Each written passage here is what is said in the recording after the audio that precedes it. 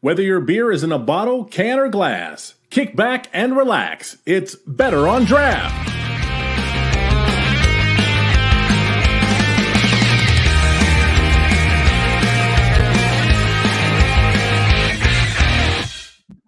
Welcome, everybody, to episode 340 of the Better on Draft podcast. My name is Ken. Thank you so much for joining us on this late evening edition. It is Friday, 9 p.m. Eastern.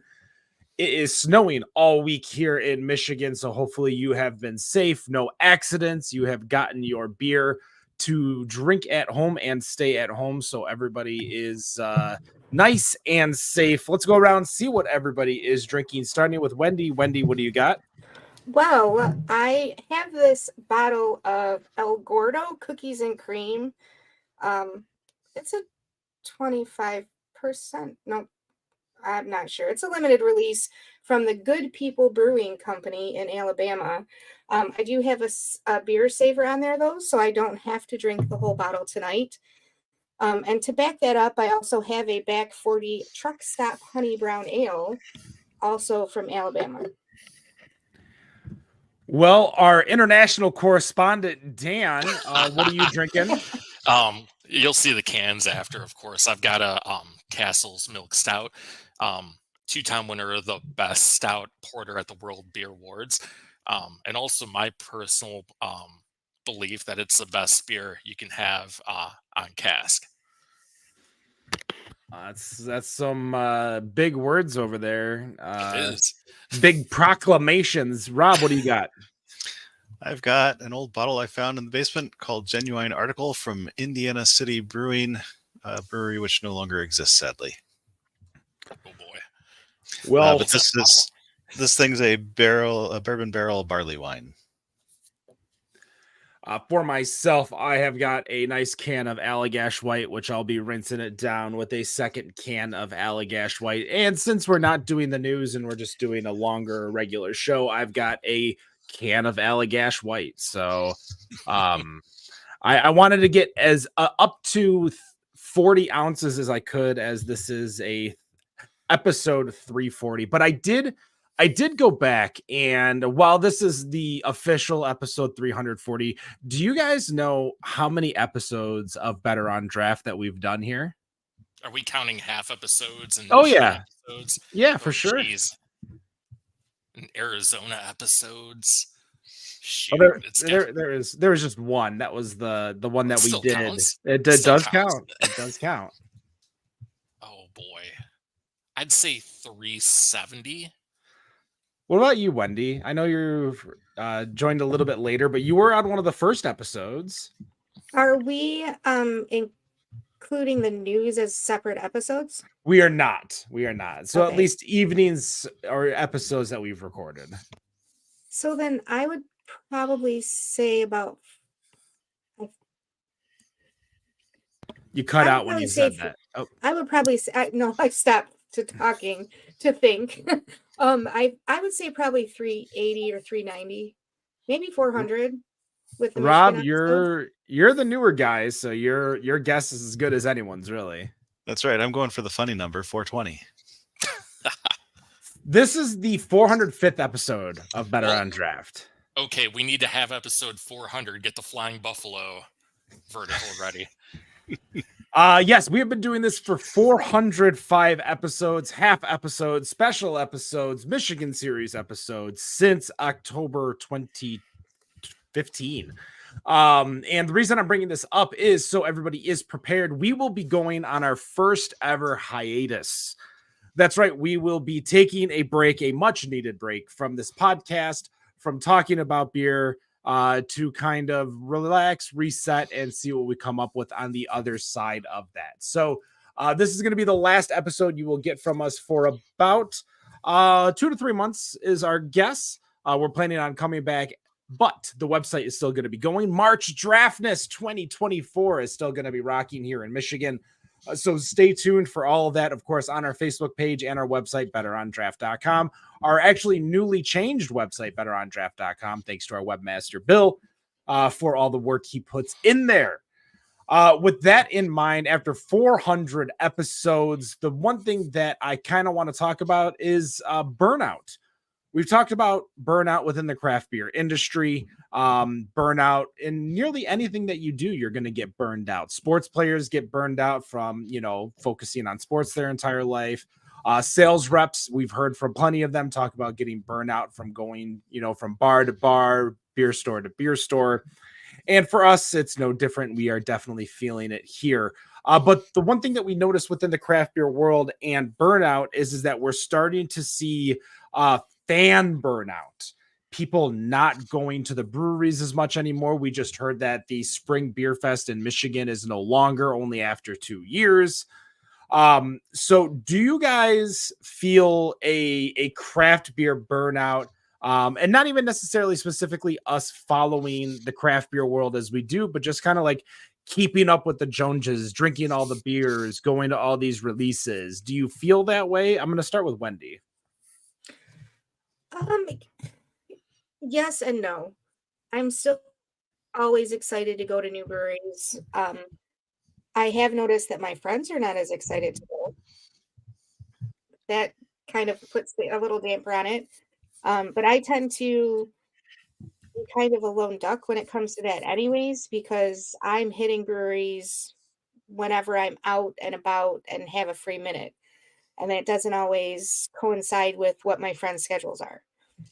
But I have noticed, like I was in South Carolina this past weekend, and I had friends that weren't beer drinkers, so we were showing them around the area in South Carolina we were in, and there wasn't a lot of breweries that we went to because they're not beer drinkers. My friends did manage to hit a couple of new to me breweries because they knew that that's my thing. But the last night I was there, we didn't leave the house. We just hung out and chatted and talked, and we drank some beer. We drank some Utopias, which was pretty fucking cool. Um, but it just wasn't a big deal that I wasn't going to hit another brewery. I don't know if it was because I know I'm going to go back, because when I'm in a new city, I'm really excited about going to breweries. But I do know that I don't do as much as I used to do.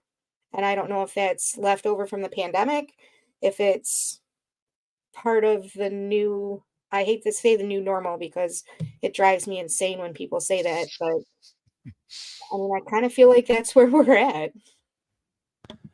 I think when there is, it comes a time and point, which I think we're at right now, where there's not only decision overload but option overload.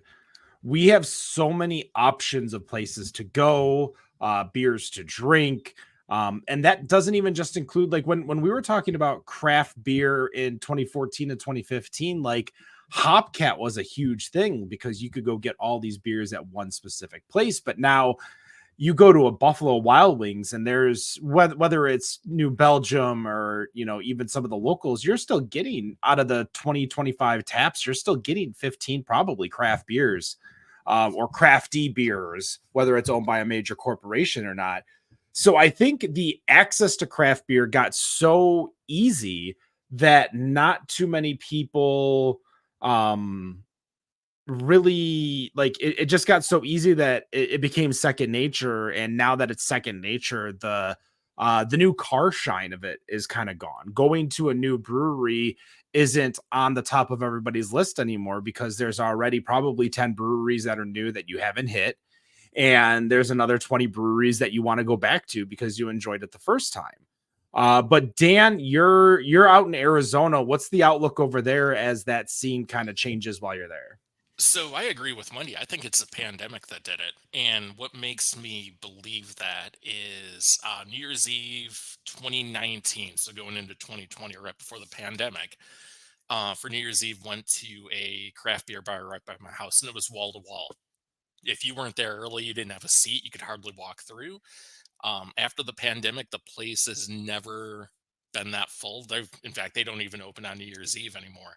Um, I think something changed it with the pandemic. You see that at breweries, they're never really slammed anymore when previously they would be. The one thing I would say here, being in New Zealand for a while, is I don't think that's the case here. Perfect example, there's a craft beer bar just a couple of minutes here in Christchurch from where I'm at, and it's always full. You go in there at 2 o'clock in the afternoon, it's full. You go in there at 8 o'clock at night, it's full. I think maybe just people in the US have gotten burned out, maybe because it's been going on for so long there. I don't know how long the um, craft beer scene has been going here. Like this beer I'm looking at, they opened in 2011, so it's been a little while. But yeah, in the US, it just seems like I think it's burnout, and the pandemic helped that, and people realize there are different things you can do. Let's get your perspective, Rob. You're over in Indiana.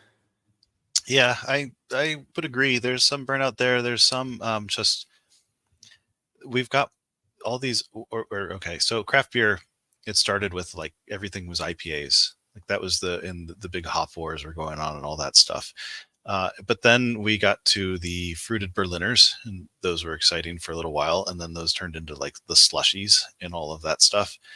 But now we're innovating with things like cold IPAs and I don't know, other like just made up stuff that's doesn't feel like innovation. It's not new. The seltzers might be the new stuff, but they're not really all that interesting to most craft beer drinkers. So I think that there's some of like when we were chasing all those beers, got to get them all. We were trying all these crazy new hops, all these wonderful things, and then we were trying all these. Oh well, what fruits are they going to put in there now? Or this place, did the fruit without the lactose. Oh my goodness, or all that other like those things that were going on. So there was more to chase. Now I don't feel like there's as much to chase. There's not as much payoff either. So mostly when I go out, I'm not going out for a beer. I'm going out to meet up with friends and do something, or at some other place where there is beer, or we'll meet up and do something at a place where there's beer, so we have something to drink while we do it. But I'm not watching releases anymore. Just like I don't know. I feel like it's the whole landscape has changed. Kind of, we're settling into this is what beer is, and it is that comfortable thing. That's not a bad theory. That this is I wanted to look and see what the breweries were when we first started back in 2015, which in the US was 4,800 breweries.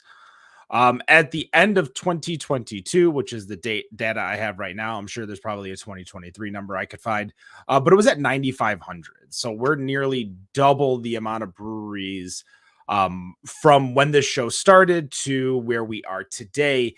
And I think what we all, well, at least for me, I should speak on behalf of myself and not necessarily everyone. But for me, at least, when I wanted to go to a new brewery, obviously I wanted to try all the new things. And there was an obtainable goal of trying all of these beers where you could have your standard places that you go to. Like, for example, me was Dragon Mead and Kunin.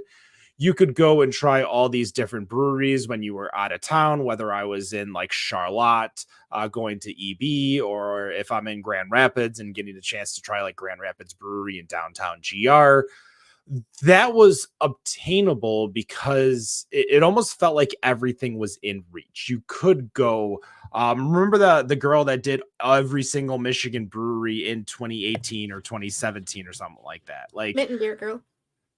Yeah, Mitten Beer Girl. Like those were obtainable goals because it wasn't too much. But now not only is there over 400 breweries within the state of Michigan, now a lot of those breweries you can go find on the shelf. And some of those breweries are self-distro to where you can go to some place like Zatuna Liquor in Rochester Hills, just south of M59 on Rochester Road, and you can get just a massive amount of craft beer that is from all over the state, from out of state. Like you really don't need to go anywhere anymore. Like it was almost a specialty thing. Like you needed to go to a bar to get Bourbon County if you wanted to get Bourbon County. Now you could find Bourbon County on the shelf in, half the stores today. If you wanted KBS, you needed to go to a tap release or a beer release or be there when it gets released. But now you can go get KBS every single day, including every single variant out there. The access. Remember when they these. brought back CBS? I can literally leave this show and in 10 minutes come back with 2 bottles of CBS from the Yeah. store. And it's If I not was in even like Arizona, I could too. it's not even out, like they don't overprice it over there. It's just nobody really cares about it anymore now that you can get it. And we were talking, I don't know if it was on this show or I was talking about going to the Public House over in Ferndale on like a Tuesday afternoon at 2 p.m. to get a 4-ounce taster of CBS because that was the only opportunity at that time to go get it. Oh yeah, you'd leave work early to go to. Oh my gosh. And And stuff to find like a bottle of it? Well, especially And- outside of Michigan. There were no bottles of it when they first brought it back, remember? They did No, all it those was- whale spots where you could go and stand in line for 2 hours and maybe get a sample. And then, but when they brought those bottles back, I mean, I drove to Grand Rapids and Detroit to get CBS bottles. Like I purchased it at both places because I was so excited, and I still have some of those bottles in my cellar. Now, isn't that the we saw that with Fat Tire? Ken was driving to Indiana for us because you couldn't get it in Michigan. As soon as it showed up in Michigan, it wasn't a thing anymore. I think that's the same type of thing that happened with CBS. Once you could get it in a bomber, oh, it's there whenever I want it. And I think that's what happens with a lot of those beers. A lot of those whales were first of a kind type whales too. Like that was maple syrup. That's crazy, right? And there weren't many of those around. With the bourbon barrels and the BCBS, there weren't many of those around originally, but now they're kind of everywhere. Our buddy Toots McCrog is Toots. in our Twitch channel, twitch.tv/better on draft. The access to all of these friends, groups, beer groups, trade groups, etc. Like those are the kinds of places that really allow people to get even more beer. Like if you have a friend in California now, whether it's because you were in a beer trade group on Facebook or on Reddit, or you're using like the Michigan Craft Beer Discord, like you're able to get a lot of these beers that no longer, were hard to get in the first place just because of locale. But as Dan said, like when it becomes to your locale and it's natural and normal and you can get it right off the shelf, you tend not to get it anymore. And I've talked about it on the show. Like I can't tell you how many times like I've seen beers that I'd never had before and I just go to the Guinness or the Bell's Amber. Like I'm like, I don't really care to try something new anymore. It's not on the top of my list of things to do. To that point, there's so we do some trading in another Discord server I'm in, but there's one guy who shows up every year or so and asks for very particular years of Dragon's Milk and very particular variants of Dragon's Milk. And I'm just kind of, Who holds on to Dragon's Milk? that's the problem, right? You just drink it. You don't even age that one. Well, it's year round too. You can get it literally everywhere. Yeah. What's Right? this guy doing? He's looking for some variant from a couple of years ago. Well, it's probably 3 years ago now because he's asked a couple of times. But yeah, I'm not sure. Well, It's a big some of the question. variants they didn't redo again, so I guess I get Right. that. I mean, But they will. They will. Oh my gosh! Or just To go this to a day, festival my where they favorite have- Winter Beer Fest was the 50 Shades of Dragon's Milk, where they had like every variant. They literally had like 4 or 5 trailers of beer, and they had every variant of Dragon's Milk. That was Do you remember that festival? that was the festival that I lost my Oh. mitten. Yeah. And my friends lost me. They Is it because you just refuse to leave the Dragon's Milk? well, area? I don't know why they didn't just come to try and find me at the Dragon's Milk section, because I always kept going back to that. But yeah, it was there's 2 tricks for getting lost. There's one is that you can bring a balloon with you, so that way people can find you from far away, or another is to dress up as something obnoxious, so that way people can So- find you that way too. that's actually really funny, because my friend had a beer hat that he wore that looked like a mug of beer, Mhm. and he called it the Beacon, right? So I would always be able to find him. Unfortunately, I followed the wrong beacon around for like 45 minutes at one point. Oh, And that's amazing. I finally caught up to him and I was like, hey, and it was not him. which was kind of disturbing for me, but also funny because I was the only I've been 6 foot drinking pickle at Dragon's Milk. Winterfest, so I was a good beacon.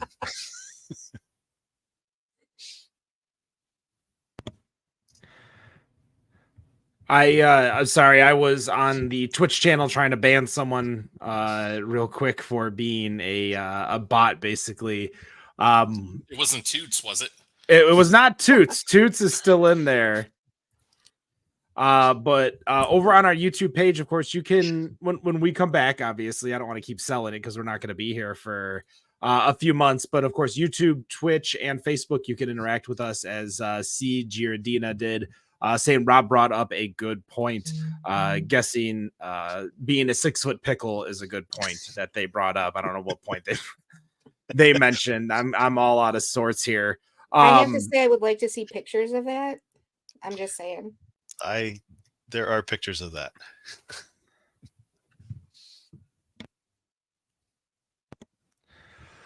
So Dan, talk to us a little bit about your trip over in New Zealand. What's the craft beer scene out there? You've been out there for a minute.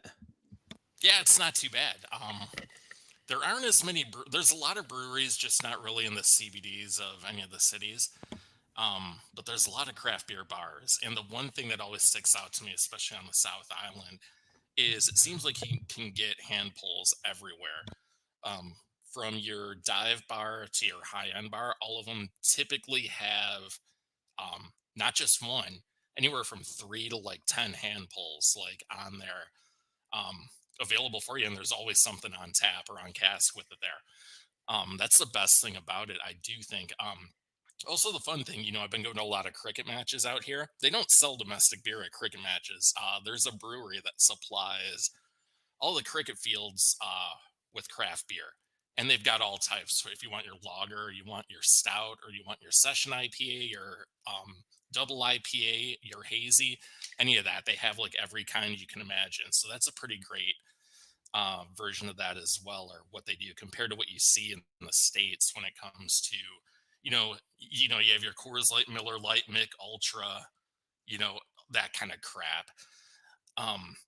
And the good thing too is a lot of these places are in locations where there's a million food trucks and things like that. Everyone eats fish and chips and they eat mincemeat pies and things like that here. So the food's amazing. It's a great way to, gain 50 pounds if you want to pretty quickly.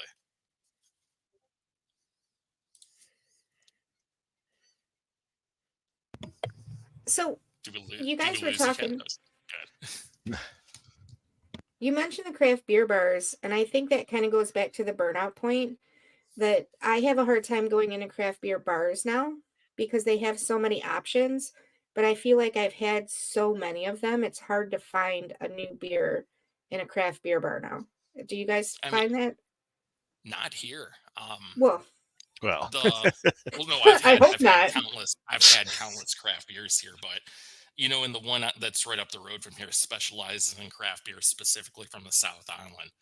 So, and it's changing all the time. So personally, I always find something I have, or if I go to a craft beer bar in Arizona, I'll drink a specific one all the time. I'm not always looking for something new. And I'm the opposite. I'm always looking for something new. I want to try what I haven't tried yet. That still hasn't changed. I do like new things, but I don't mind going back to the old stuff that I know I enjoy too.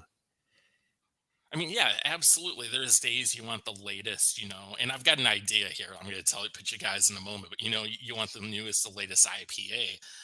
But there's days I just want to have, I want to have a Dragon's Milk if they have it. I want to have, a Speedway Stout, something like that. There's days I always want to have that. So maybe that's the difference. Wendy, if you're always looking for something new, it's possible going to a craft beer bar, you're not always going to find it. And I know you like different styles too. So that if you've tried everything there and they're not rotating too quickly, that can be an issue. But Rob, I want to go back to what you talked about IPAs, always the latest and greatest. I've got one we can start up right now. We're going to start the latest trend. We're going to do a cold milkshake bourbon barrel aged IPA. All right. We're going to age it for like 6 years. And I'd be like, here you go. What do you guys think? Can we start that new trend? So 6 years, I don't know. I have seen barrel-aged IPAs. It wasn't You cold. oh no! What about milkshake IPAs? Barrel aged No, I don't. milkshake IPAs. I don't think it was just a IPA. straight up IPA. Wendy'd be like, I'm first in line. Yeah. I'd be in. I'll start calling breweries to set up the collaboration. So we can Tomorrow. make it. Yeah. What about you, Ken? You gonna try our cold milkshake barrel aged IPA?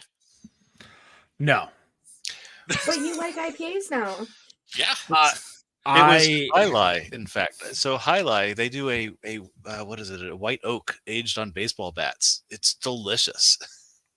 Now, is it just aged on wood? Or It is might just be bourbon aged on barrel-aged? baseball bats, yeah, or aged on wood Are instead they of in used baseball barrels. bats? Yeah. Yeah, that's a good question. Or were they Sosa's baseball bat? Then you get cork in your beer too. I was gonna say. There's so many additional flavors if they're used. Yeah. That's such a callback. We're gonna need Steve Bartman to interfere with that comment.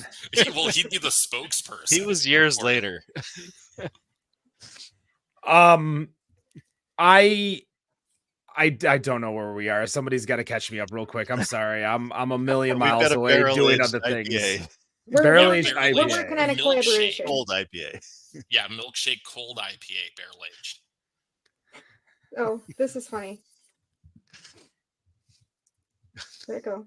You're both trying You to keep, highlight it. yeah, you keep clicking it, Wendy. I know. I'm sorry.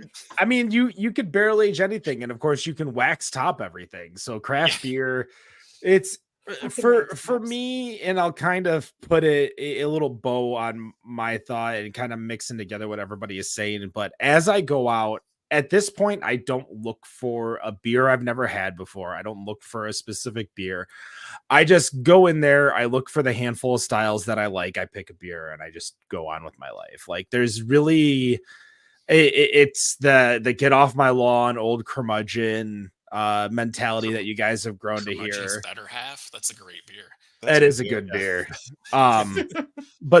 But for me, like, just give me the flavor, the profile, the style that I want, and I'm perfectly content. Like I don't need to have a brewery I've never heard of with a beer name I've never, a beer that I've never had, and I got to go check in an Untapped anymore. I think the gamification, which might be the best way to put it, the gamification of craft beer, I'm over it.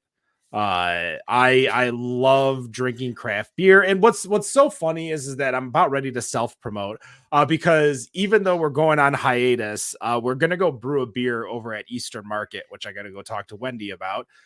So she goes there, but there is a Polish holiday upcoming called Dingus Day, which we will be doing a collaboration with Eastern Market, which kind of coincides with the Lent and Mardi Gras and Fat Tuesday holidays. So there's going to be a Dingus Day party and a Dingus Day beer with Better on Draft. I have no idea what kind of beer it is. I'm guessing it's going to be some type of pastry beer. So get ready for it and get prepared for it. Plenty of people are in over on our YouTube page. We've got C. Giardina saying that it feels like when the craft beer movement started, it was very IPA oriented. And there were some really great and new and satisfying beers that came out of that changed what beer they drink. Big Rome TV is asking us where the 40s are at. We've been doing this for so long. I don't think any of us even realized it was episode 340 until it Like happened. 10 But minutes it's before. 10 minutes before, yeah. If you go back to episode 40, though, we were drinking 40s. I think episode 200, we were drinking Twisted Tea by the bag. So we definitely get a little silly with all this.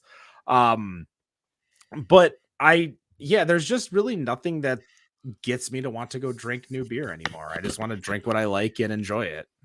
So all that said, I am going on a beer bus tomorrow, and we are hitting one brewery I have not been to in Indianapolis. Oh, Now, which how many people are on the beer bus? 14. Well, 13 because one guy got stuck in Virginia, so he can't make it. And to answer Wendy's question, which brewery have you not been to? Garfield Brewing. I don't know much about them except that they're in the Garfield Park area.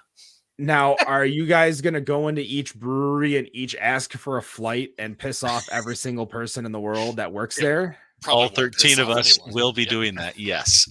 And we will get a picture of the 13 times 4 glasses on our table just for you. I'm gonna call ahead to every single one of those breweries and tell them to not serve you guys. Yeah, Those piss off poor- everyone, AK piss off Ken if he was there. We I'm did pretty email sure them that they first of see all- Brew Bus and know that's going to happen.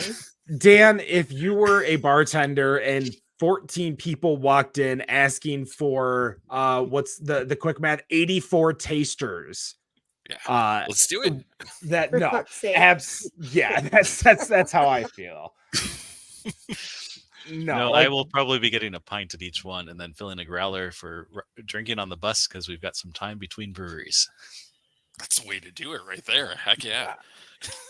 that is a nice thing when you can get a beer bus that is not really close, so there's like time and you're not just like getting onto the bus to get off in 3 minutes. Like the bus hasn't even warmed up yet before you are at the next place. I could tell you our funniest one, it was like a 6-hour tour. And so we were supposed to go to southern Indiana, basically down to Taxman almost. We didn't quite make it that far, but there had been high water and one of the bridges washed out, and it was the bridge that we needed. So we had to reroute through an area with no cell service and Let's say, central was it when India. did you already cross this bridge after? No, we before it had got not. washed out? We could not cross the bridge. It was after our first beer stop and on our way to the second, which we did make it to. But yeah, there was a lot of like these backcountry roads with no cell service, and we were listening for banjos and stuff because Oh it boy. is that kind of country. But it was the best tour. It was like an hour between. It was supposed to be about an hour between each stop, but that one was a little bit longer. My 40th beer bus was that way. We went to the west side of the state, so it was like a 2 or 3 hour drive to get there to the first brewery. And then we got to the first brewery and people went to the store to bring more beer to take on the bus.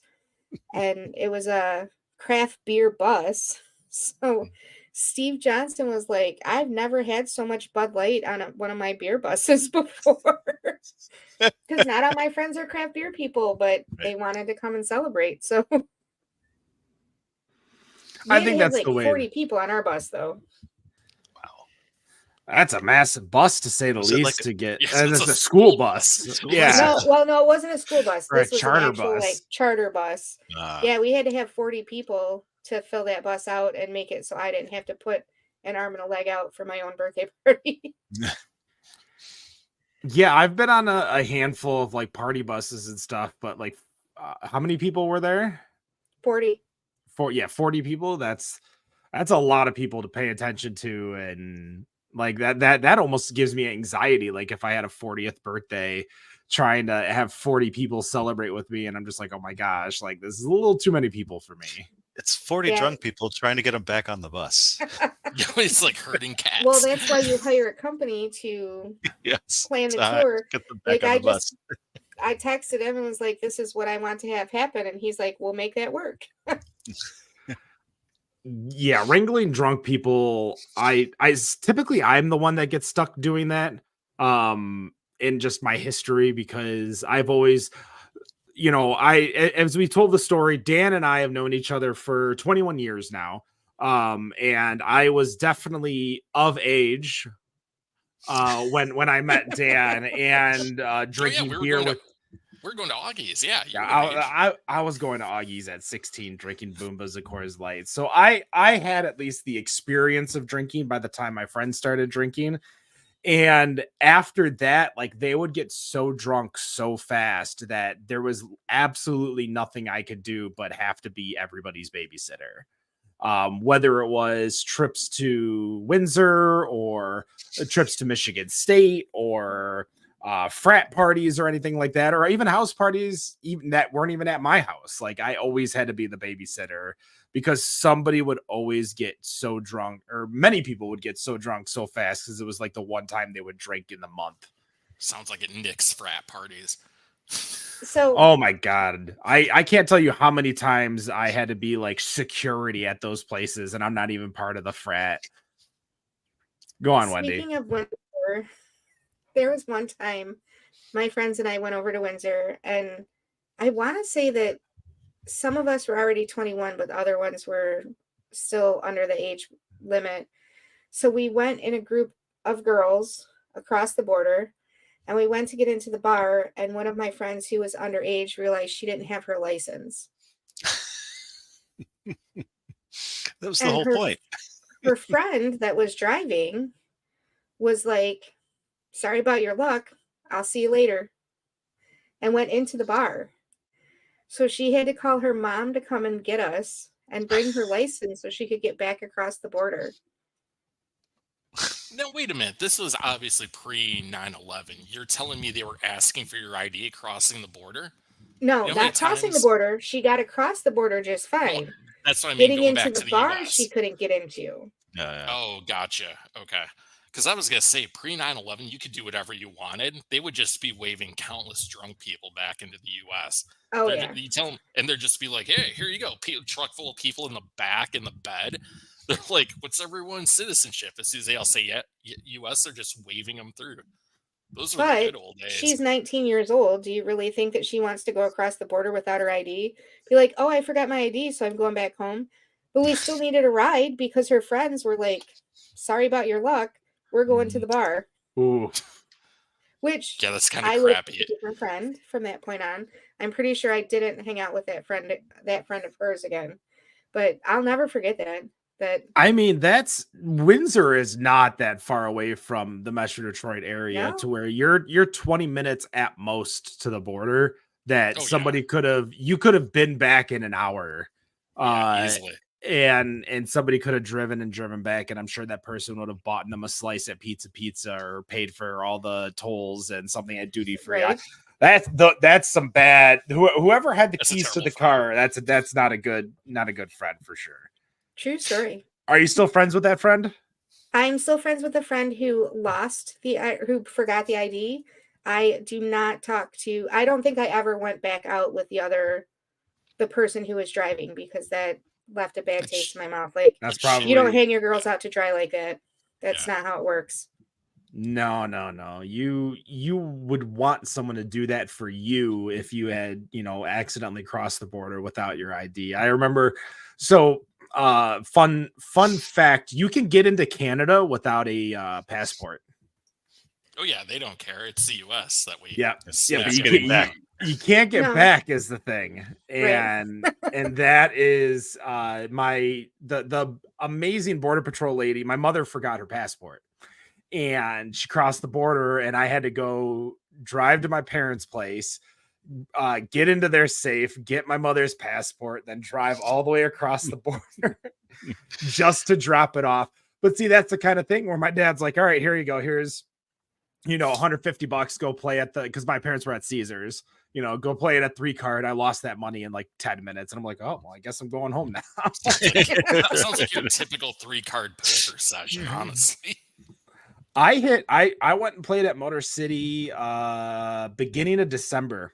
I sat down, I hit like straights, flushes, pairs, a good 12 hands in a row, and I literally pocketed all my money and left. Like, Wow. Not typical.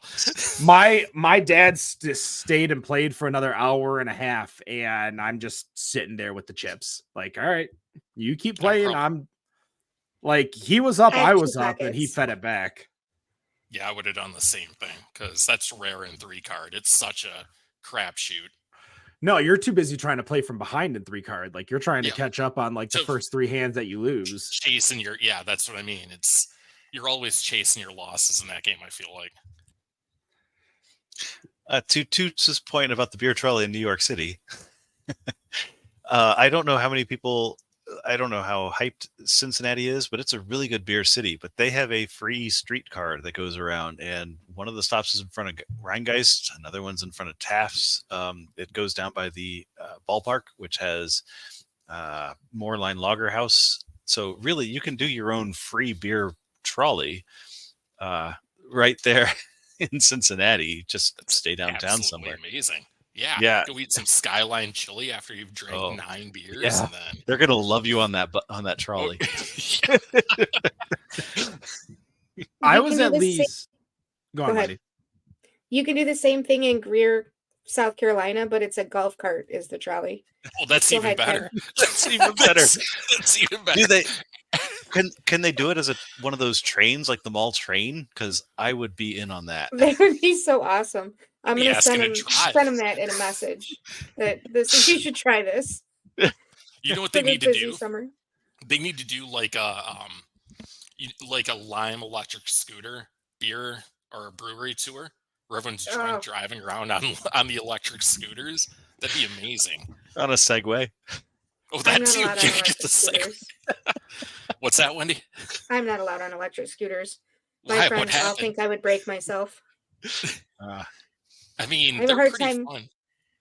I have a hard time walking upstairs or, in my driveway when it's wintertime. So I'm not allowed on scooters or anything that I could break myself on. That's fair. A lot of cities are becoming really scooter friendly. Like Christchurch here is amazingly scooter friendly. Auckland is. It helps, especially with the extremely steep hills. Um, Queenstown has scooters. You might kill yourself going down some of the hills there with how steep they are, and they can't make it back up, so you're screwed either way. is Um, Auckland the city that has all the funiculas along the coast? Have you seen them? Yeah. So I'm right when I stay there. I'm right by the harbor, but I typically don't go down there, so I'm not sure. Okay. The only place near the water I really go to is Queenstown.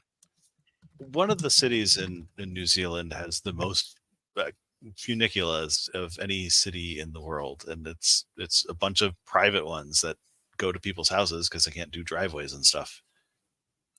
It sounds like that might be Auckland because it's such. They even have the ferries and everything there.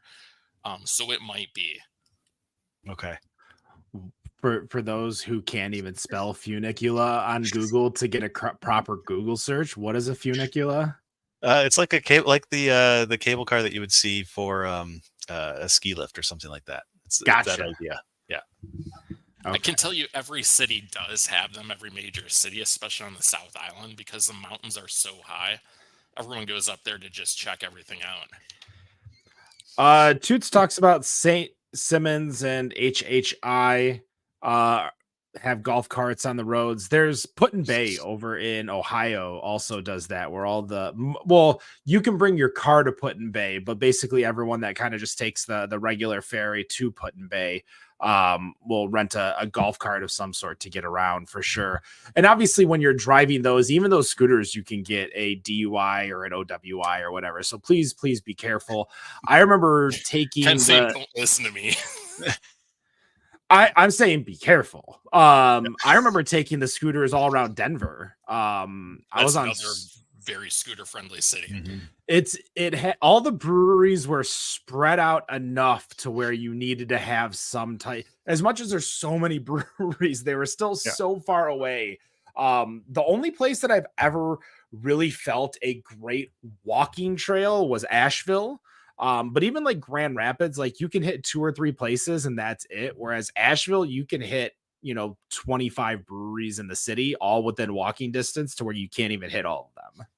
So Indianapolis is like that, and it's flat. It's wonderful, and I have a high tolerance for walking. Cincinnati, I think, is also an excellent walking city, but it could, because you have to cross the river if you're going to include Kentucky, and you should. It could be a long walk between breweries over the river, and I don't think you're allowed to drink in public in Cincinnati. I never actually looked that up, but I just didn't do it. Yeah, most places, I feel drinking in public is always it's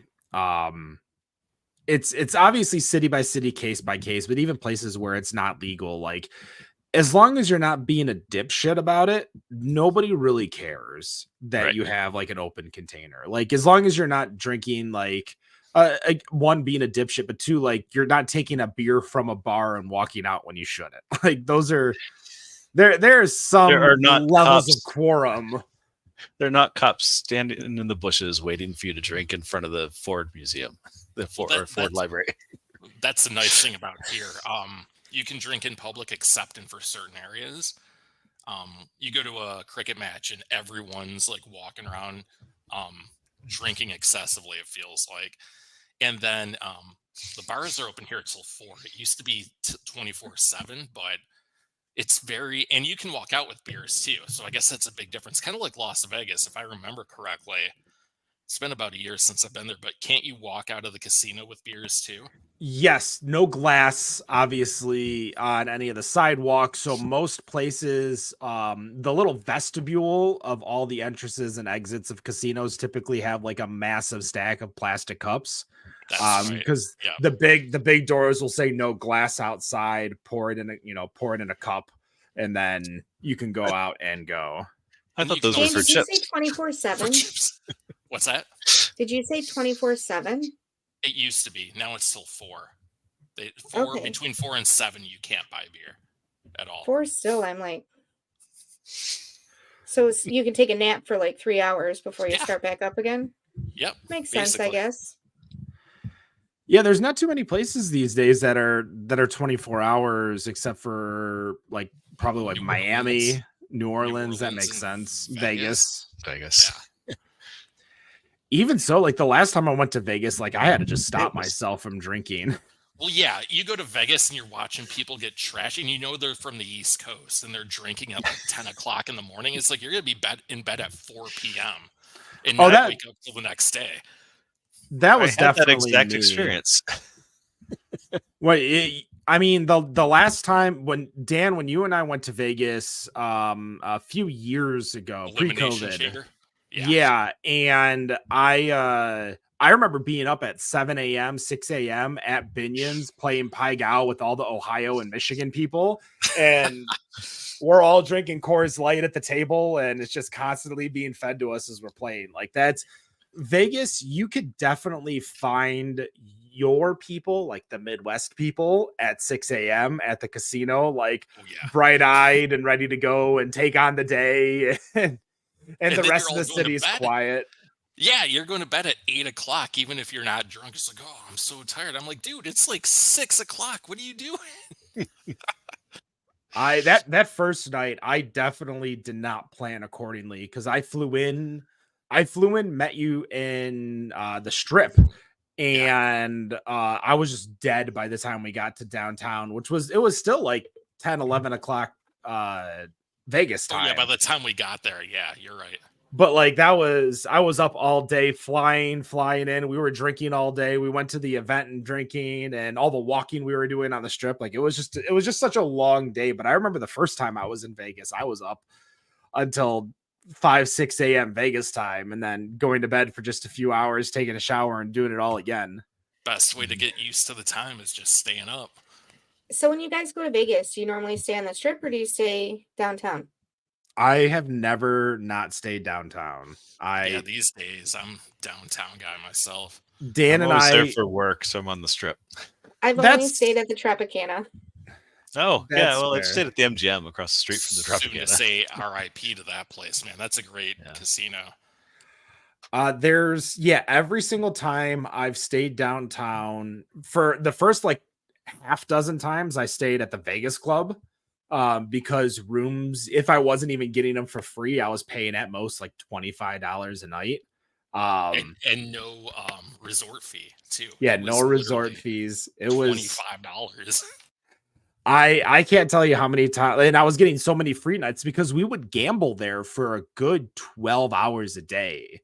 Like if we were up drinking, gambling, we'd walk the street a little bit. We would normally come back to the Vegas Club and keep playing like blackjack or 3-card or even Pai Gow for a little bit at that place. And then when we found the $2 roulette at Gold Coast, Gold Gold no Spike, longer a casino. Yeah. that's right. Gold Spike, that was like amazing to be able to figure. And they were doing 16-ounce pours of Guinness. Yeah, like one of the dealers would go get it for us. Like they'd be like, "You guys want another drink?" And then they go pour it. It was amazing. I was always drinking Corona because that was the free, decent tasting beer that was Is available. that recently? Because No, nowadays, it's not recently. nowadays, so old. a lot of the you're probably the youngest on the show. A lot of places now. Rob's they- got like a kid my age. Yeah. Oh, do you? Okay. I'm well, pretty you sure don't Ken's show- the youngest. Oh, you definitely don't show it, Rob. It's a Thank you. compliment for you. Yeah. But a lot of the casinos don't even give free drinks anymore, which is the No, worst thing about it.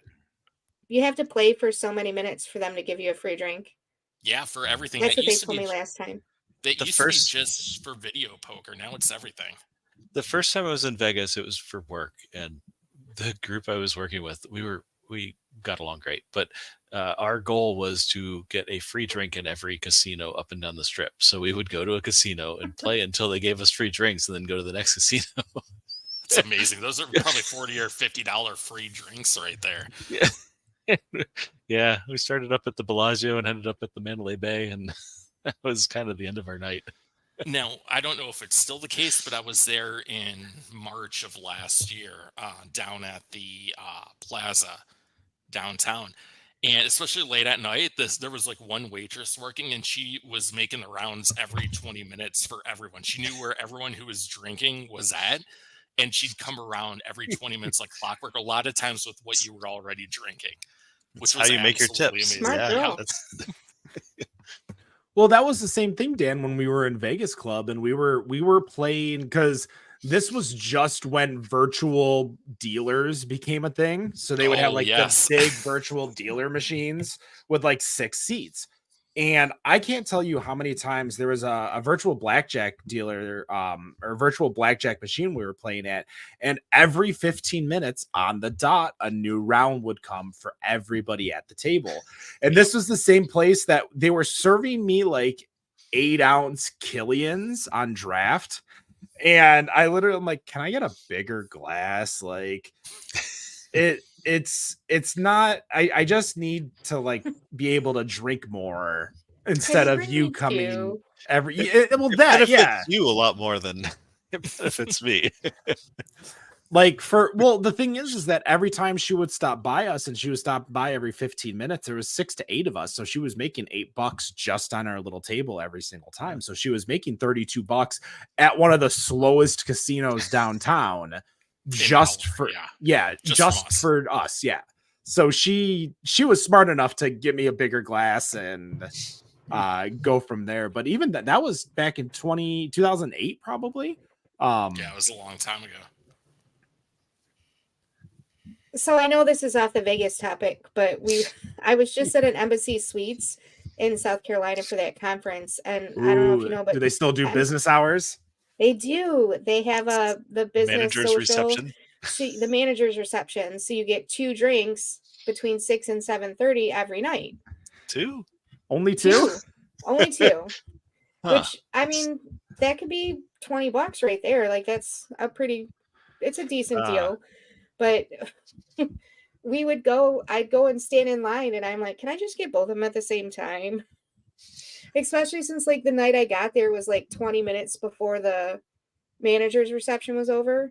So I like took my suitcase right up to the bar. I'm like, we're going to get those 2 free drinks. The Des Moines bartender knew me. I don't know. It's been a while since I've been there. And I would go down and play StarCraft and get the free drinks. And yeah, he just knew that I'd show up. There was a buddy of mine's bachelor party, and I was planning it, and we needed like a hotel and all this stuff. And I'm like, we could do an Embassy Suites. And when we chose the Embassy Suites, we got there, and this was there was no 2 drink limit. It was just drink and drink and drink. So I, managing the entire thing, I collected money, and I gave the guy $100 tip. And I said, you see all these people in this corner, that's my table. Let's make sure that we're fed and good to go, and they'll still be tipping you throughout the night. And this guy's like, you got it. And it didn't matter how many people were waiting. Like, he knew what people were drinking before the end of it, and was like, I think he had like backups of like, diet rum and diet cokes and open bottles ready to go. Random like things. Yeah. It's like, all right, you go, you're good. And yeah, we drank 2 hours straight before then we went to have dinner. Those are definitely some of the, I don't know what it is, but maybe that's kind of what we're talking about with the craft beer scene, is that it's just things that really don't exist anymore. Yeah. Going to Windsor because you're 19 is probably not a big thing that it used to be, because you have to have a passport just to get into Windsor these days. When you guys Downtown talk Windsor about also died Windsor, off. You don't though. You have to have the. You can have the passport Enhanced card. license. The enhanced license, yeah, that Yeah. too, or you that. guys are talking about the nice Windsor, right? Not like the old late 90s, early aughts Windsor. That was No, No, no, that's I'm what we're talking about the talking late 90s. okay. Late Yeah, 90s all I'm right. Windsor talking was about the old amazing. Windsor. Yeah, that was amazing. The Windsor now is kind of nice. Yeah, it's not a shit show full of No. 19-year-olds from America Okay. anymore. Yeah, it was It's not it- everyone's going to Don Cherries and drinking It used to 19 not be beers. nice. Yes. I'm pretty sure that's the bar that she left us at. Don Cherries. That's Right on on point. Windsor Music Cafe. Reactor. Yeah, I miss those days. I have so many remember friends that it like to go was to the strip club too. the Ugly Horse Saloon, Oh, something yeah. like that. Yeah. Yeah?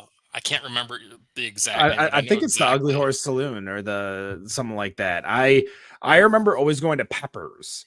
Like that was the That's the spot to other go one. at the beginning was Peppers. And because I always had to be the babysitter, I was always the DD. And my fee was a pitcher of beer at Peppers. Because what's a pitcher of beer at 9 p.m. when we're leaving back at 4 a.m.? Right.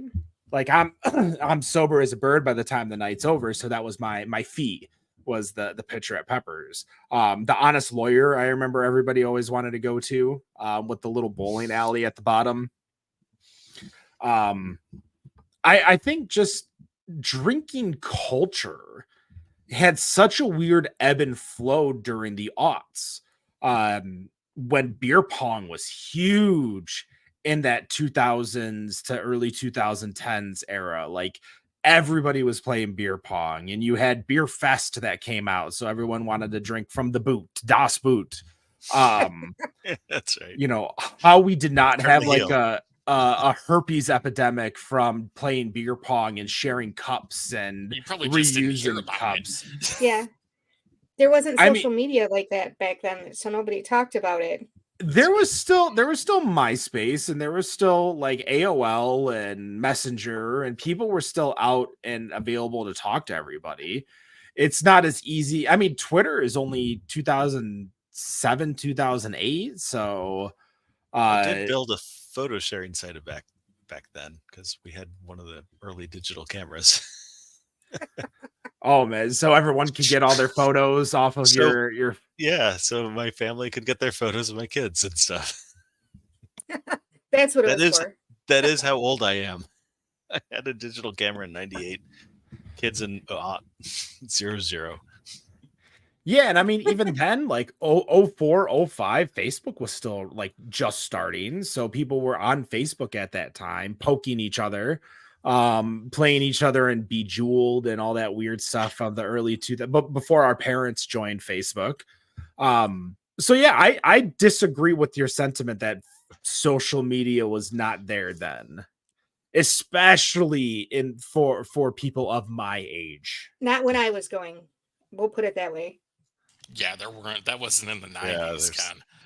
There was no. I wasn't when I was talking going about. to Windsor, was no I don't know if social you know media. this, Dan, but when I say drinking culture of the aughts in the early 2010s, that wasn't when you were in high school in the 60s dodging the draft. Oh, gee, dodging the draft. Like that time, social media was still big. That's how you figured out where frat parties were if you didn't know how to find frat parties. I was smart enough just to, all you did was like walk down MAC at Michigan State and look for a house of a bunch of people. And you're like, well, they're not going to know everyone. So I'm going to go in there and say, you know, Steve. They got a keg out front? Yeah, I'm going there. Yeah. Have $5-10 on you at all times, cash. Did you And literally you- say Steve every time? Oh, hell yeah. Or Jeff, Steve or Jeff. Would you actually get asked? I remember. Oh my going god, that's I don't awesome. remember getting asked. If I'm Frat I'm parties. chatting with somebody, they'll be like, "Oh, who do you know here?" And I'm like, "Oh, I met a guy named Jeff, and he told me to come on down to this party." And that was just it. Like that's how I got away with it because they didn't care. I paid cash for Yeah. my cup and I drank my beer and I didn't act a fool. Like That's really the only rules you needed when you went frat house party jumping at Michigan State. I could not figure out Michigan's like where the parties were at U of M. The few times I went to Ann Arbor, but like Michigan State was just so easy. Like you just walk down Grand River, you turn on any street. That's the And Mac, man. Mac is wonderful. now, see, I got yelled at because I called it Mac once and it's MAC. Like somebody vehemently told me to never call it Mac or they'll know you're not from around there. I do not think that is correct. At Miami, at least, it was definitely the Mac. This was Michigan State, and this was definitely the MAC, and that's Dan knows our friend that Brent Steep told me, and I trust him for that specific thing because he's the one that said don't do that. Call it the MAC, and you're good to go. That's how they know you're on an out of towner if you call it the Mac. Well, you would have been okay in Oxford, I guess. I would have had to maybe used a more pronounced name like Theodore. I knew it Theodore. does sound fancy, right? But it's in Ohio in the sticks, so it's really not fancy. Hey, not Oxford in London or in England. Is that not what we're talking about? I thought that's what we were talking about. We're talking about Western Ohio, right on the border with Indiana. Like, so back to what I was saying. Like that early 2000, like there was I'm gonna be honest, it was probably like an over drinking culture at that point. Like everybody was drinking, chugging, beer pong, flip cup, like beer games were big at that time.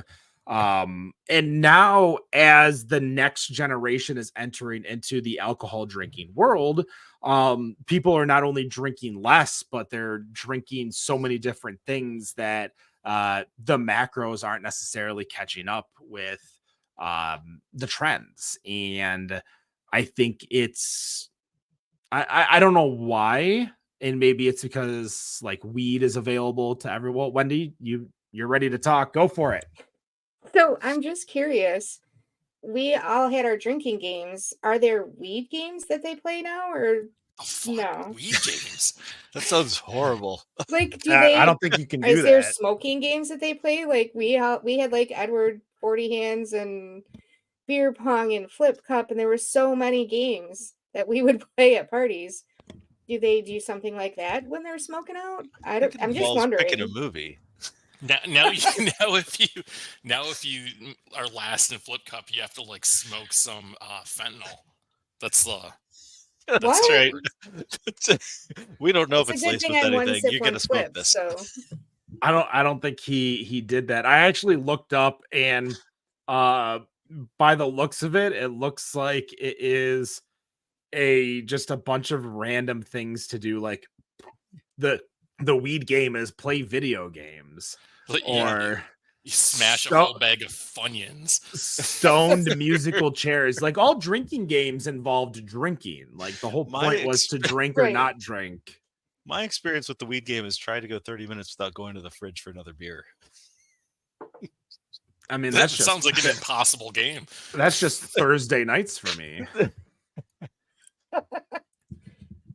we had Go-Go Gadget. What's Go-Go Gadget? So if you were sitting around and everybody was smoking and you wanted to get up, you wanted something, you would say Go-Go Gadget, whatever, and the next person that got up had to bring it to you. Oh. That's not bad. I thought it was going to be some interesting beer game I never heard of. But do you get the Go-Go Gadget reference? I do get it. Oh, yeah. I am familiar with Inspector Gadget. I'm not sure you are where that age gap reference. I'm like, I still to this day will be sitting by myself and be like, Go-Go Gadget soda, hoping that somebody will bring me something to drink, and then I got to get up and get it myself. Listen, I did see the Matthew Broderick Inspector Gadget movie. I understand what you're talking about. That does not count at all. Oh, yeah, that's what we're talking about. That did not actually exist. It did exist. When it came out. No, it does not exist. We got to erase it. It had the girl from Eurotrip. It did. It did. Penny. So wait, so we aren't talking about the Matthew Broderick cinematic No, classic. I'm talking about the original cartoon. The I cartoon. know. I'm being Ken. I'm being over You're the. talking about Matthew Broderick. Aren't we talking about war games? I mean, what's going on here? That's right. Do you want to play a game? Listen, Talking about glory? if we're talking about Matthew Broderick, we're talking about what happened to the never sequel of Godzilla, where there was the eggs at the bottom of Madison Square Garden. Like, How about the never sequel of Ferris Bueller's Day Off? Yeah. That was Deadpool 2. Godzilla. Didn't you see Thank that? you for bringing that No. up. What, I didn't Ferris want to be the Bueller's one Day who Off? was like, we're not going to talk about Ferris? Oh. uh-oh. Bash Brewing is having a Winter Olympics leisure games. I'm so excited. I want to do it, but I'd be the one that have to race around the building with them. The leisure games are, so it's not like beer pong and stuff. It's something else, isn't it? No, there's I'm gonna look it up because there's lots of fun stuff. Because last year around this time, because we talked about it on the Dark Horse episode, they had like a whole beer Olympics where there was like beer pong and flip cup and all this stuff at Dark Horse that you could play and compete, and you brought in teams. Toots is asking us, why aren't we talking about the Matthew Broderick hit Election? Oh my gosh, that was an amazing movie. I should tell you my, I think, hilarious Dark Horse story. Go for it. My son was at a swim meet up in Michigan State, and it was great. We had a wonderful time. And then on our way back, I said, well, let's stop at this brewery I know. So we stopped at Dark Horse. There were all these motorcycles out front. There was a skateboard shop on the other side of the parking lot. He's like, what is that? What is this place? So we went in. He had a wonderful meal. I had a great beer. We drove home. But yeah, that was our Dark Horse experience. So he saw He those didn't play motorcycles. Nickelback, did he? What was that? He didn't play Nickelback, did he? Oh, They would get very upset there back in the day.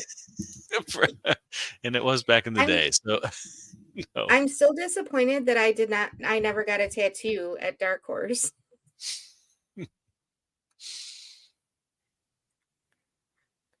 I've been there a bunch of times. I honestly would get a beer and then head on up the road or down the road, depending on which direction I was traveling. Like get a beer and some food because it was a great place. I always remember. I remember seeing that sign, like the sign on the jukebox about no Nickelback, at Dark Horse, and I didn't realize because I'm actually looking for that sign, and apparently Nickelback has an album called Dark Horse, Mm-hmm. and that's just even funnier to me than anything. Were they the ones who But did they also smell had, smells like a AC/DC, and I safety don't get meeting? that. The beer? I think so. Okay. They do. I loved that beer. Apparently, as I'm going deep into this rabbit hole, in 2010, Nickelback approached Dark Horse Brewery about having their beer featured in a video, which would have meant great exposure for the small Michigan brewery. They declined, however, as none of us at the brewery really care for the band. Smart move. funny. They'd probably be in bankruptcy now. I did love that location. I think they are. They were. Oh, shit. I think that's why Roke purchased It them. may have actually helped. Yeah. All People right. say they hate Nickelback, but I actually think they don't. I fucking think hate that's. Nickelback. I think there is a massive contingency of people that hate Nickelback because people have been told to hate Nickelback. Yeah. I agree with So that. that's the thing to do. I'm pretty sure nobody really knows maybe like a handful of Nickelback songs. So like Nickelback's just the brunt of the joke. I feel like I watched like a little Vox thing about the history of the meme of Nickelback and like how it became like the world's most hated band. They were the first one where they released the same song twice. And someone caught them. What was the I same don't- song? I need more do- information here because Yeah, all right. I never understood why I didn't like them, but I just thought it was because all their music sounded the same. But I have other bands that I like that their music is all very similar. I mean, have you ever heard of a Rancid song? They all sound the same. Yeah, well, I mean, yes. That's every punk song. What are you talking about? No, each punk band has their own little like voice and sound, but I remember listening to some song on the radio. I'm like, man, this sounds like a fucking Rancid song. And sure as shit, like it was a Rancid song. It was And the next time, like I remember when I was using Pandora back in like the early 2010s, and I remember putting on like Billy Talent Pandora, and the song comes on, I'm like, man, that sounds like a Rancid song, and it's a completely different song, never heard of it. Rancid song. I'm like, all right, yep, they just got a sound like. So the two songs were "How You Remind Me," which no one knows, and "Someday," which no one knows. So Wait, I know how you everybody knows how you remind me. This is that the how photograph? you remind. Okay. No, that's look at this photograph. That's What's a the different other? one. That's their other I'm song. worried That's the about other how one many that sounds lyrics you guys similar. know. Anyway, You "How guys You know- Remind Me" and "Someday" were the two that apparently like, and so there's even a YouTube video of the two like lockstep playing. You It's gotta really similar. remember, Dan. That's awesome. At that time, even still, like MTV was a massive music platform, and everyone was watching MTV. God, I'm So fucking you missing were grunge era. you were watching MTV for TRL, which Nickelback was always on TRL. You were listening to it when it was playing on Much Music. If you played the Much Music music video channel, That's Canada, like, man. it is Canada, but a lot of people got it down here in Michigan. So Yeah, all right. It's So pretty common thing. I'm not gonna lie, I am not a fan of Nickelback. I think all their music sounds the same. But 3 Days Grace was opening for them one time. So I let a boyfriend that I was seeing talk me into going to see their show. They're actually really good live. Like it's an interesting show to watch. 3 Days Grace or Nickelback? Both. Okay. what's 3 Days Grace that with their one original 3 Days singer, Grace which is- song? Oh man, I I know could not that, do that. so- But if I Google it, I'm sure I'll recognize. Was it Animal? Is that the one? I hate don't remember everything that. I about don't know you. which one. No, That's it. Animal I have become, and I hate everything about you. So they are not a one-hit wonder. So the original singer, 3 Days Grace with Apocalyptica, blows anything from 3 Days Grace out of the water. Dan, You I guys feel, Say that again. Dan definitely did like a well actually to us talking about. Yeah, I I just know did. there I was totally two did. different singers for 3 Days Grace because I remember I was devastated when the first guy left. But the first guy did a song with Apocalyptica, which was pretty amazing. Oh, well, that doesn't surprise me. Actually, the original lineup of 3 Days Grace was much better than what they came off with after the lead singer left. Hold on, I gotta. Well, actually, I gotta put up those. Well, So actually, oh, go on, Wendy. I'm just being dumb. So I just have a question about that because I ran into something on one of the social medias where this guy was like totally confused by the Dixie Chicks because the original lead singer of the Dixie Chicks had passed away, I believe.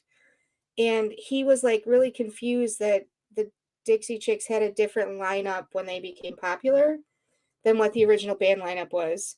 Is it not normal for bands to change people out?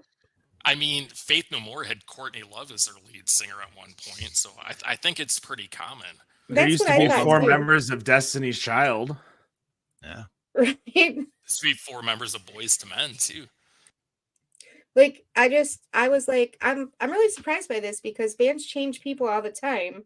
So I mean the two of the 3 people were still the original members. So I was confused by it. I was like, I don't know what you're talking about. Why is that surprising?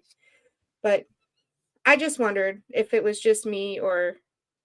And be careful, they're not called the Dixie Chicks anymore because that's I know, they're the apparently Chicks. triggering of people that don't matter. So I mean, that's kind of their decision. They pissed off plenty of people back in the early 2000s being against W.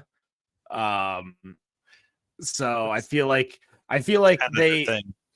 well that, and I mean everyone didn't want them to call themselves the Dixie Chicks because they weren't part of that culture anymore. They weren't singing the way that they want them to sing about the stuff that they want them to sing. So I'm guessing that was just more of a, not necessarily a triggering thing as much as that's just not who they are. Like, you can't go up against W and then call yourself the Dixie Chicks. Like, it almost sounds counterproductive. What could be more Dixie than Texas? I was trying to think of like a band that's lasted a very long time that really hasn't added or removed too many people. And I'm going to be honest, the one band that comes to mind is the Bare Naked Ladies. Like, they had their lineup of 5, they lost Stephen Page, and then they're a lineup of 4. Like, nobody is left or come in other than Stephen Page, except for like the first year of the band. Seven Dust hasn't changed anyone in the last. I saw them not too many years ago, Matchbox and it was 20 only had wonderful. one person change out too. What's that, Wendy? Matchbox 20 only had one person change out too. Matchbox 20 and Google Dolls are in the same grouping that I feel is that everybody knows the lead singer and that's it. Like, Johnny Resnick and Rob Thomas. Like, I could not name another person of either band, yet I could probably sing the entire Dizzy Up the Girl album from start to finish without missing a beat. So that was a good album, but I know all the Matchbox 20 guys, but I was actually saw on one of the social medias, there was a guy who was like interviewing people on the street, and he ran into Rob and Paul from Matchbox 20, and he was asking him questions, and they were talking about the fact that he had no idea who they were, and they were like, yeah, we're in this band, like the greatest pop rock band of the 90s or whatever. On our Twitch page, Capri Sun 98 says the Blues Traveler, and as I look at the Blues Traveler, that looks like a very that's everybody that's in the band, and that's it. Like, yeah, well done. That's a pretty good call right there for a band that stayed together for, let's see, they've been going since 87, so 37 years. The basis, I mean, you can't fault, like, they didn't leave the band, they passed away. I mean, they did, but I feel like that's a little bit different than like creative decisions, or we went in a different direction. Needed a solo career as a bassist. Yeah, like that's definitely, God, I saw Blues Traveler live with the Bare Naked Ladies, and that was a really good concert to see for sure. Dan, you said Seven Dust? How long have they been going on for? Shit, mid-90s. I remember they kind of came in with the new metal era of Limp Bizkit, Korn, 100% Slipknot, and like they kind of just always played second and third fiddle to a lot of the bands that really creeped out of that era. But like, they're the only ones outside of Slipknot. They're like the only new metal band really left. Maybe Korn too. Limp Bizkit's back, and no one cares. Let's be honest. Oh, I don't know if you saw that. What's the big concert? Coachella in Chicago? It's definitely not Coachella, because that happens in Coachella. What was that big return concert that they did in Chicago? And it looked like Fred Durst looked like some Gen X dad with his like white goatee. You're talking about the Perry Farrell started festival. I can't think of the name of it. I know what you're talking about. Capri Sun. Apparently we have a music person in our chat. Lollapalooza. If you saw, you can go see that. Wait, is that Ray? It might be Ray. I don't know for sure. We do know a person that we reference as Capri Sun. But I could easily tell you, like, that show is like that Limp Bizkit Lollapalooza, like the crowd was huge behind it. Everybody was like for it. Like that was a mass, like you saw Limp Bizkit. Sure, they ain't selling out anywhere anytime soon, but they are still very popular for what they were. Listen, it's all about the he said, she said bullshit. I feel like that is the spot right there. I am going to end this episode. Episode 340 Better on Draft podcast. Folks, if you heard us at the beginning, as we mentioned, we are taking a hiatus.